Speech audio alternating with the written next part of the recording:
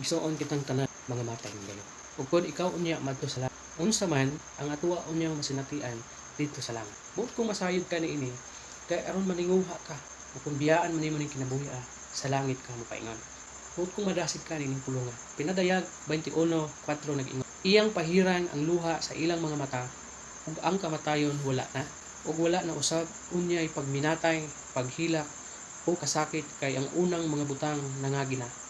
Tigalag isuon, pagkaanindot unya kung sa langit ka mopaingon. Kay didto sa langit, pahiran sa Ginoo ang imong mga luha. Wala na'y luha nga moaga sa imong mga mata. Tingali karong mga panahon na, may panahon na mohilak ka tungod sa kapait ug kalisod sa kinabuhi. Siguraduha nga bato kag langit. Kay didto wala na'y mga luha nga motulo pa sa imong mga mata. Ikaduha, wala na'y kamatayon. Diri sa kalibutan, sigurado mamatay gayud ta. Kung dili man ka maabtan sa rapture, mamatay gid ka. Mamatay gid ko. Mamatay ka. Pero didto sa langit, wala na'y kamatayon.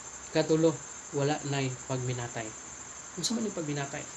Kana bitong grabe nga kasubo, pagtiyabaw tungod tingali kay namatyan, gibiyaan sa minahas kinabuhi o mitaliwan ang iyang minahas kinabuhi, manay ginatawag pagminatay. So wala na'y pagminatay dito. Wala na'y kasubanan dito. Wala na'y paghilak dito sa langit unya. Ug ikalima, wala na'y kasakit. Dili sa kalibutan, nagapadayon kita nga nakigbugno sa virus na COVID-19. Ubanan pa ni ini mga kasakit, mga problema, mga balatian, nagkadaiyang na mga pagsulay sa kinabuhi. Apan didto unya sa langit, dili ka na makasinati og kasakit dito. Kay lunlon kalipay ana dito. Pero buot kung masayod ka, dili tanan makasinati ni ining ginatawag puloy-anan dito sa langit. Ang pulong sa Ginoo nag-ingon, kung wala kay Ginoo sa imong kinabuhi, kalaglagan gayud ang imong kadumay. Apan kung buot ka na maadto sa langit, kinahanglan nga adto na kay pagahimuon. Tuuhi ug dawata si Jesus Christ, ingon nga imuhang Ginoo ug personal nga manluluwas. Juan 1:12 sa tanang mituong bidawa sila gihatagan ikatungod na mahimong mga anak sa Dios.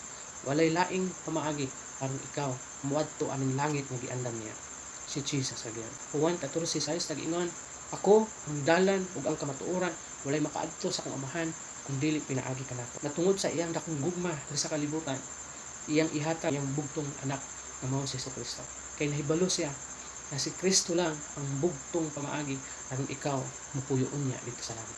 Si Jesus Christ nagpakamatay alang sa tanan ng mga tao, pero dili tanan ng mga tao moadto langit. Dili kadto lamang mituo kaniya ug midawat sa iyang kamatayon na iyang gihimo dito sa cross kapin 2,000 na ka makatuigan ang milabay. So kini ang hagit kanimo. Kung gusto ikaw nga wala nay luha unya, kung gusto ikaw nga wala nay pagminatay, wala nay kamatayon, wala nay paghilak ug wala nay kasakit, tuuhi si Jesus Christ ug dawata siya ingon nga imuhang personal na Ginoo ug manluluwas sa imong kinabuhi. Kana lang ug daghang kayong salamat sa imong pagtan-aw. God bless kanimo.